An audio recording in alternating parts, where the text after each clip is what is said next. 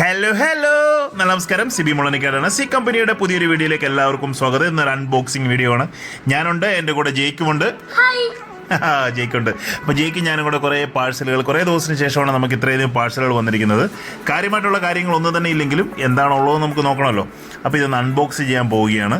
ആദ്യം തന്നെ ഒരു ചെറിയ പാക്കറ്റ് ഓപ്പൺ ചെയ്തു. ചെറിയ പാക്കറ്റിനുള്ളിൽ ഉള്ളത് ഒരു ടെമ്പിൾ ടോക്കണാണ്. പ്രത്യേകിച്ച് വലിയ കാര്യമൊന്നുമില്ലെങ്കിലും രാം ദർബാർ ടെമ്പിൾ ടോക്കൺ എന്ന പേരിൽ അറിയപ്പെടുന്ന ഒരു ടെമ്പിൾ ടോക്കണാണ്. ഇതിന് മാർക്കറ്റ് വാല്യൂ ഒരു 300-നും 500-നും ഇടയിലാണ്. അപ്പോൾ അത്യാവശ്യം കുറച്ച് പഴക്കമുള്ളതാണ്. എങ്കിലും ഒരു 30-20 വർഷത്തിനുള്ളിലുള്ള പഴക്കമേ ഉള്ളൂ.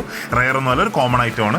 അടുത്തത് 1939 ക്വാർട്ടർ റുപ്പിയാണ്. കുറച്ച് റെയറാണ്. പർട്ടിക്കുലർ ഇയർ കുറച്ച് റെയറാണ്. എല്ലാവർക്കും അറിയാം.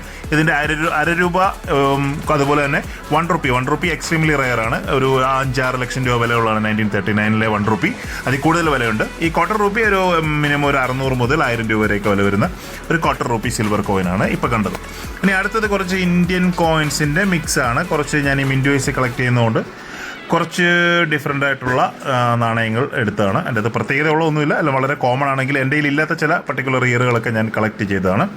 അടുത്തതായിട്ട് തിരുവിതാംകൂറിൻ്റെ ഒരു നാണയമാണ്. തിരുവിതാംകൂറിൻ്റെ ഒരു തലച്ചക്രം നല്ല കണ്ടീഷനിൽ, അതായത് പണ്ട് ഇരുന്ന അതേ കണ്ടീഷനിൽ, ക്ലീൻ ഒന്നും ചെയ്യാതാണ്.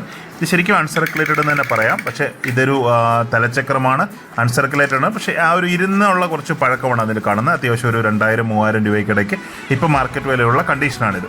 പിന്നെ ബൾഗേറിയയുടെ കുറച്ച് പഴയ നോട്ടുകളാണ്. ഇന്ന് ഉപയോഗിക്കുന്നതല്ല, ഇതെല്ലാം പഴയ നോട്ടുകളാണ്. ഞാൻ എല്ലാവരോടും എപ്പോഴും പറയുന്ന പോലെ സർക്കുലേഷൻ ഉള്ള നോട്ടുകൾ നമ്മൾ കളക്ട് ചെയ്യാറില്ല. പഴയ നോട്ടുകൾ, വിൻറ്റേജ് നോട്ടുകൾ മാത്രമാണ് കളക്ട് ചെയ്യുന്നത്. അതൊരു കുറച്ച് ലോട്ടായിട്ടൊരു 10-20 ഒന്നിച്ച് കിട്ടിയപ്പോൾ എടുത്തു എന്ന് മാത്രം. പല ഡിഫറൻറ്റ് കണ്ടീഷനുണ്ട്. ഒരു very fine to extra fine കണ്ടീഷനുണ്ട്.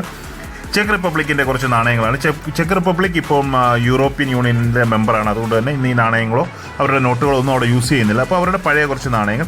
Isle of മാൻ്റെ കുറച്ച് നാണയങ്ങളാണ് ഈ കാണുന്നത്. ഐൽ ഓഫ് മാൻ ഒരു ചാനൽ ഐലൻഡാണ്, ബ്രിട്ടീഷിൻ്റെ തന്നെ. സ്ലൊവേനിയയുടെ കുറച്ച് നാണയങ്ങളാണ്. സ്ലൊവേനിയ ഇന്ന് യൂറോപ്യൻ യൂണിയനിലെ മെമ്പറാണ്. അപ്പോൾ അവർക്ക് സെപ്പറേറ്റ് ആയിട്ട് ഇന്നിപ്പം നാണയങ്ങളൊന്നും തന്നെ ഇല്ല. ബുറുണ്ടിയുടെ കുറച്ച് നാണയമാണ് ജയിക്ക് കളിച്ചുകൊണ്ടിരിക്കുന്നത്. ബുറുണ്ടിയുടെ കുറേ നാണയങ്ങളുണ്ട്. അപ്പോൾ അതിങ്ങനെ ഒന്നിച്ച് വെച്ചുകൊണ്ടിരിക്കുകയാണ്. പിന്നെ ഇതൊരു ₹5 നാണയമാണ്. കോമൺ ആണ്, എങ്കിലും അത് കിട്ടിയപ്പോൾ 2-3 ഒന്നിച്ച് കിട്ടിയപ്പോൾ എടുത്ത് വെച്ചു എന്ന് മാത്രം. ദണ്ഡി യാത്രയുടെയാണ്. ഇത് 2 പൈസയുടെ കുറച്ച് മിക്സ് ആയിട്ടുള്ള ഒരു ലോട്ടാണ്. അപ്പോൾ അതും കിട്ടിയത് കുറച്ച് എടുത്ത് വെച്ചു എന്ന് മാത്രം. അതിന് പ്രത്യേകതകളൊന്നും തന്നെ ഇല്ല. കോമൺ ആയിട്ടുള്ള 2 പൈസയുടെ നാണയങ്ങളാണ്. അത് ബൾക്കായിട്ട് കുറച്ച് കിട്ടി. ഡിഫറൻറ്റ് ഇയറുകളൊക്കെ നോക്കാമല്ലോ എന്ന് വിചാരിച്ചെടുത്ത് വെച്ചാണ്. എൻ്റെ ഒരു ₹6-10 ഇടയിലാണ് ഒന്നിച്ചെടുത്തപ്പോൾ എനിക്ക് കോസ്റ്റ് വന്നത്. കൃത്യമായിട്ട് ഞാനിപ്പോൾ ഓർക്കുന്നില്ല. പിന്നെ കുറേ 25 പൈസയുടെ നാണയങ്ങൾ, ഏകദേശം 500ഓളം നാണയങ്ങളാണെന്ന് തോന്നുന്നു. എനിക്ക് കൃത്യം ഇനി നോക്കേണ്ടി വരും. 500ഓളം നാണയങ്ങളാണെന്നാണ് എനിക്ക് തോന്നുന്നത്.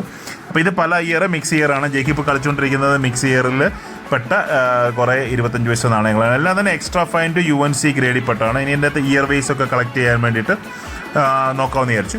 ഇത് കുറേ ടോക്കൺസ് ആണ്. ഇത് യൂറോപ്യൻ യൂണിയനിൽപ്പെട്ട രാജ്യങ്ങളുടെ പേരിൽ ഇറങ്ങിയിരിക്കുന്ന കുറച്ച് ടോക്കണാണ്. ഇതിനിടയ്ക്ക് ഒരു ചെറിയ വാഷർ പോലെ ഒരു റിംഗ് ഉണ്ട്, ഒരു കളർ റിംഗ് ഉണ്ട്. വിലയൊന്നും ഉള്ളതല്ല. ഇതൊരു ₹30 മറ്റോ വെച്ച് പീസിന് ഞാൻ വെറുതെ ഒരു ഫാൻസി ആയിട്ട് വാങ്ങിച്ചാണ്. അല്ലാതെ ഇതൊരു കോയിനോ ഒരു റയർ ഐറ്റമോ ഒന്നുമല്ല. ജസ്റ്റ് ഒരു ഫാൻസി പീസായിട്ട് വാങ്ങിച്ചാണ്. ₹30 മറ്റോ ഒരു പീസിനായിരുന്നു. ജിക്കിന് കളിക്കാൻ വേണ്ടി വാങ്ങിച്ചാണ്. ഇത് കെനിയയുടെ കുറച്ച് കോയിനാണ്, യൂസ്ഡ് കോയിനാണ്. ഇതെല്ലാം ഓരോരോ പാഴ്സലായിട്ട് വന്ന ഓരോരോ ഐറ്റത്തിൽ പെടുന്നതാണ്. കെനിയയുടെ കുറച്ച് മിക്സായിട്ട് വലുതും ചെറുതുമായിട്ടുള്ള കുറേ കോയിൻസ് ഉണ്ട്. പിന്നെ ഒരു റയറെന്ന് പറയാൻ കുറച്ച് കിട്ടാൻ പ്രയാസമുള്ള ഒരു ഐറ്റമാണ് ഈ ഉറുഗ്വേയുടെ കോയിൻ. ഉറുഗ്വേ, പരാഗ്വേ ഒക്കെ കുറച്ച് പ്രയാസമാണ് നാണയങ്ങൾ കിട്ടാൻ. അപ്പം ആ ഒരു നാണയവും ഒരെണ്ണമല്ല, അതിൻ്റെ ഒരു 5-6 നാണയങ്ങൾ നമ്മുടെ കയ്യിൽ കിട്ടിയിട്ടുണ്ട്.